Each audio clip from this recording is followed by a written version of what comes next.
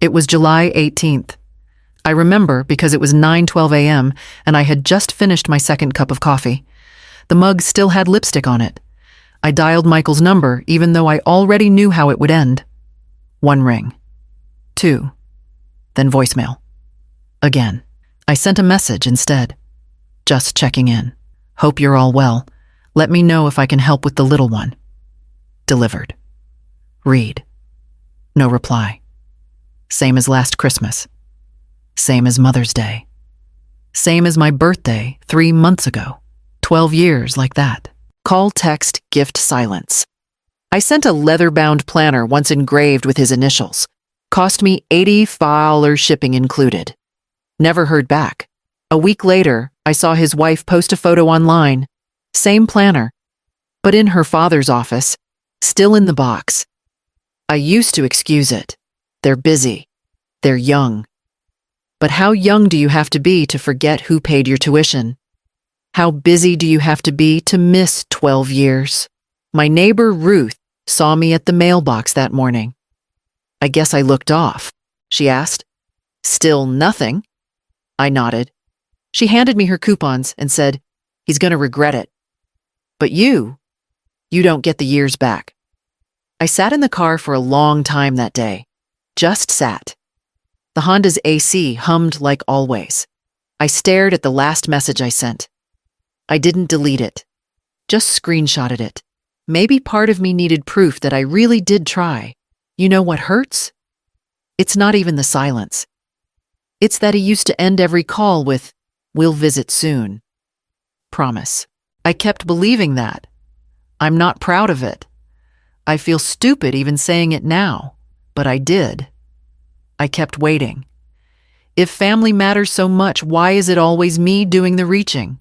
Why do I have to beg for a breadcrumb just to stay visible? I didn't block his number, but I took him off favorites. And when I closed the Messages app, I opened Notes instead and wrote something down I hadn't let myself write in years. Tomorrow, I'd do more than wait. December 24th, 7:06 p.m. I was reheating leftover meatloaf when I saw the message I'd sent earlier. Happy holidays, love you all. No hearts, no reply. Just 2 gray check marks on WhatsApp. I clicked into the family group thread. My name didn't say Mom anymore. It said Eliana, old number. Like I was someone they used to know. The next morning I opened Facebook out of habit. There it was, a photo from their dinner. Michael at the head of the table, Vanessa holding the baby in a red dress. Her parents smiling next to them. 10 people around the table. I counted. Twice. I wasn't in any of the frames, not even in the tags. I stared at the photo too long. I should have looked away. But something about that turkey, stuffed and golden, felt like a final nail. Not one chair empty. Not even a folding one in the corner. And there I was microwaving old meatloaf. A week before, I'd offered to bring dessert. I still had the receipt, $48.99 for a pecan tart from Johnny's. I asked Vanessa in the chat. She wrote back, "We just want peace and space this year." Peace and space. From what a pie. I showed the message to Ruth when she came by to drop off some spiced nuts. She squinted at the screen and said, "Sounds like they want peace without you in it." Then added, "Want me to help you eat that tart?" I laughed, but it was short. Truth is, I had felt this coming. The hints were there, accidental no invites, always needing to check with her parents first. I just didn't want to believe it. And now I was in my own group thread typing "Happy birthday to my son" a week early, so I wouldn't forget. If family matters so much, then why am I always the one doing the remembering? And if they truly needed space, why keep my name in the group at all? I didn't delete the photo. But I closed the app, and when I opened my calendar to mark Michael's birthday, what I saw instead made my stomach drop. January 5th, 4:10 p.m. I was at Carol's condo helping her take down the holiday lights. She's known Vanessa's mother, Patricia, for years. They both go to that garden club over on Maple. Carol invited me in for coffee afterward. I shouldn't have gone in, but I did. Patricia's place was neat cold. Not unfriendly, just staged. The kind of home where you're scared to leave a fingerprint. On her sideboard sat a gift basket still in plastic wrap gold ribbon tied the card tucked behind. I knew that set. 2 vanilla soy candles, 1 small diffuser, 1 hand cream. I bought it from Hill and Harbor, $63.50 with tax. I sent that to Vanessa last Christmas. I even wrote in the card, "Hope this makes you feel pampered. You do so much." I remember double taping the box so it wouldn't open in shipping. I stood there looking at it. I didn't say anything.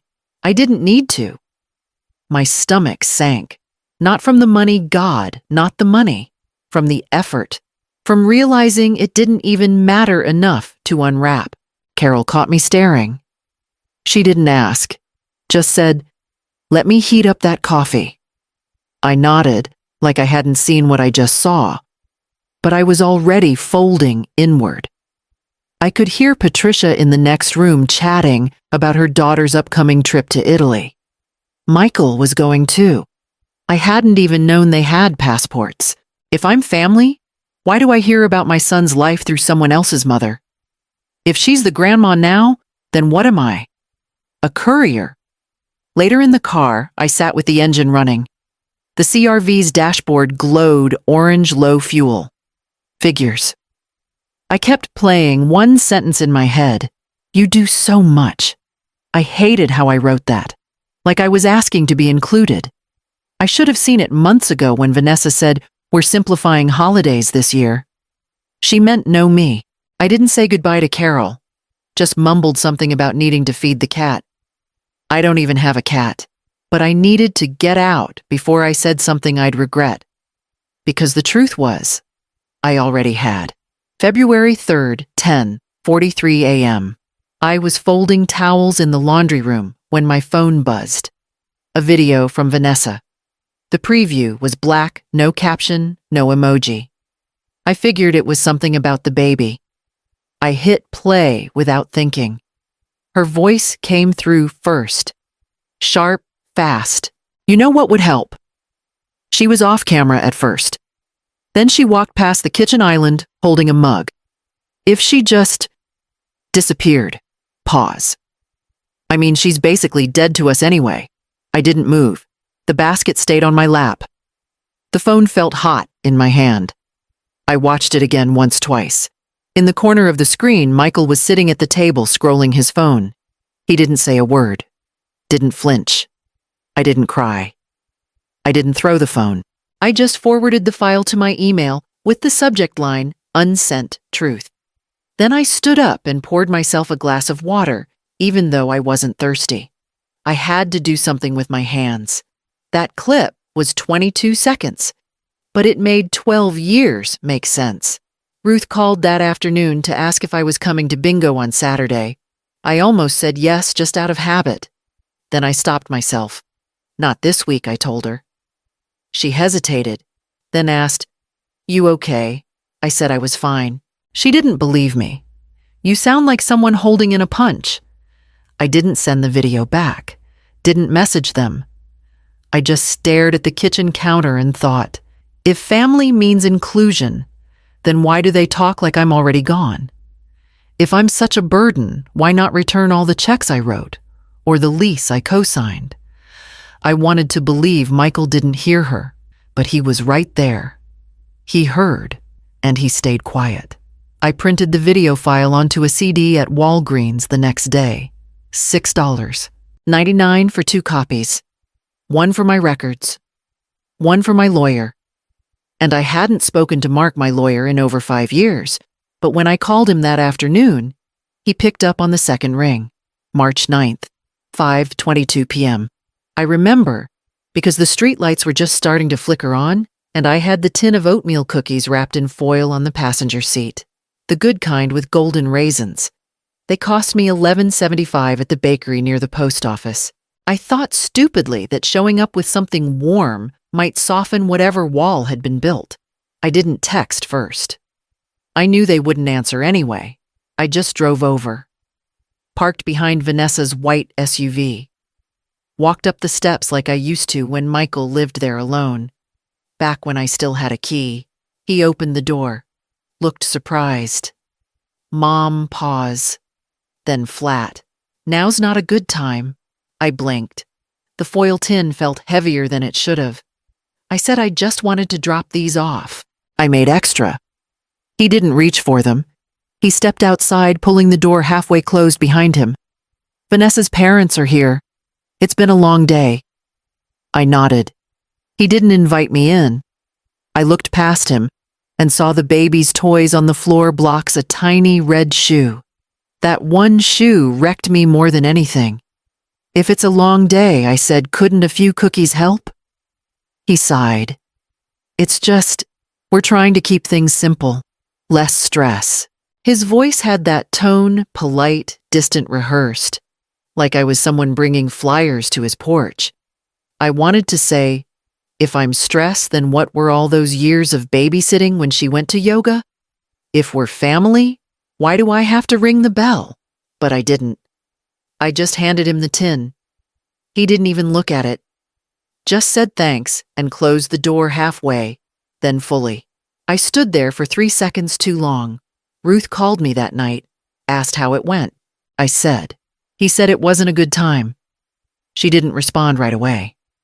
Then softly. And you believed him?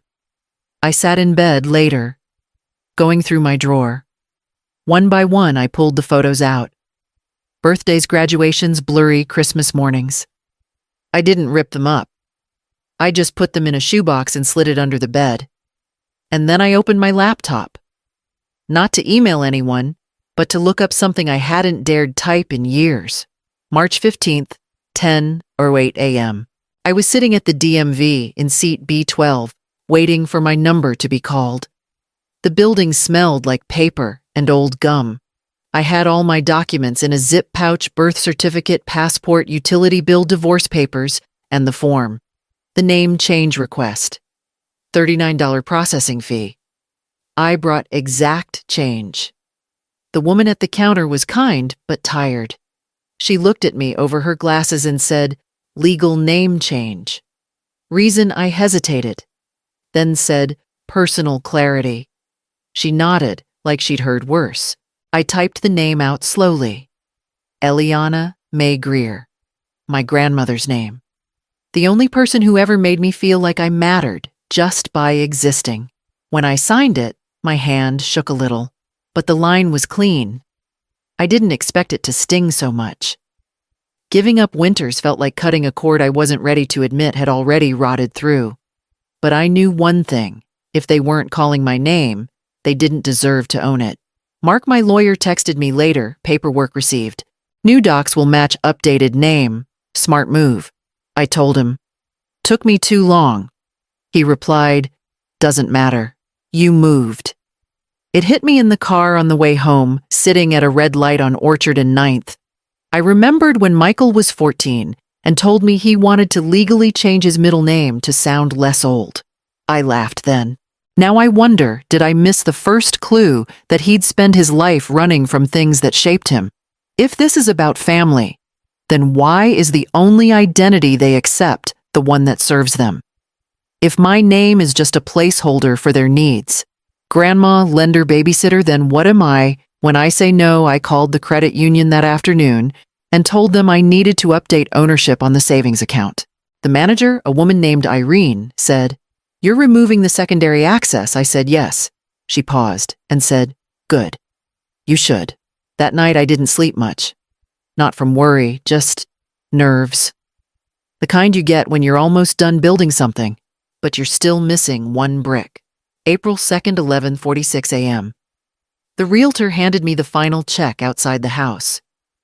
$327,000 after fees. I signed the last paper, leaning on the hood of her Subaru. "You sure you don't want a photo out front?" she asked. I shook my head. I didn't even want to look back. The house was clean, empty. I'd spent 2 weeks selling off furniture on Facebook Marketplace, $25 for the dresser, $40 for the kitchen set. Even the sewing machine for $10 to a young girl who said she wanted to learn mending. I didn't explain anything to anyone. When people asked, I just said, downsizing. I went to the AT&T store the next day and canceled my number. No forwarding, no pause plan, just done. The guy behind the counter looked confused. You sure you don't want to keep the line in case you change your mind? I said, I've changed enough. He said, fair enough. At the post office, I filled out a change of address form. Under forwarding instructions, I wrote, do not forward. Ruth called that evening, said, you're really doing this, huh? I said, yeah. She was quiet for a second, then added, just promise me one thing, don't vanish without telling someone. I said, you're someone. She exhaled. Okay then. There was no big cry, no goodbye speech, just a stillness. I left one envelope in the old mailbox with gone, not dead, written on the front. If Michael ever came looking, he'd get the message. Looking back, I'm embarrassed it took me this long. I'd ignored every sign, every canceled dinner, every clipped answer. I kept showing up thinking maybe this time would be different. I was wrong every time. If they say family is everything, then why is it always me trying to prove I'm worth keeping? If they truly cared, why did every call feel like a transaction? The bus to Fairgrove left from Bay 6 at 7:10 a.m. sharp. I didn't tell anyone where I was going. Just one duffel bag, my papers, and a prepaid phone. I sat by the window, watching the street disappear, slow, clean, final. From April to September, my mornings followed a rhythm. Wake up at 6:40, heat the kettle, feed the stray cat that sat under the porch, though I still told people I didn't have pets. I walked the same loop down Sycamore Street, past the bus depot, and back up Main toward the bakery. The walk took 38 minutes. I never timed it on purpose, but my receipt at the bakery always said something like 7:18 or 7:22. I bought a coffee and a plain croissant. $4.25 total. Cash only. They knew me as Ms. May. No one asked where I was from. No one called me Mom. And no one expected me to prove I deserved a reply. It was strange at first, quiet like an unplugged fridge. But after the first few weeks, I realized I didn't miss the noise. I missed my grandson, yes, but I hadn't really known him in years. I'd only known photos. My neighbor Joyce once said, "You're new, but not nosy. That's rare." I laughed. I've been talked about enough for one life. She raised her mug. Well, not here. That was enough. I signed up for a library card under my new name. Eliana May Greer. No one blinked. That first Saturday, I borrowed a cookbook and a mystery novel. I read both on the back porch, where no one asked what I was doing with my life. Still, some nights were harder. One evening in June, I woke up at 2:17 a.m. After dreaming, I was back in the old kitchen icing cupcakes with Vanessa. I actually sat up and reached for my phone to send a picture. Then I remembered there was no send anymore. And honestly, there never was. If they claim I walked away, I'd ask, when's the last time you knocked or even noticed the door was open? On September 27th, I came home from the bakery to find a letter in my box. No return address. Just my old name in my son's handwriting. That was the first time in months I felt something drop in my stomach again. It was 11:08 a.m. on October 2nd. I had just paid $3.75 for a cinnamon latte at the corner cafe when I saw him across the street standing awkwardly near a faded red Mazda 3. He hadn't seen me yet. I could have turned and walked away, but I stood still. Let's see how far he'd go.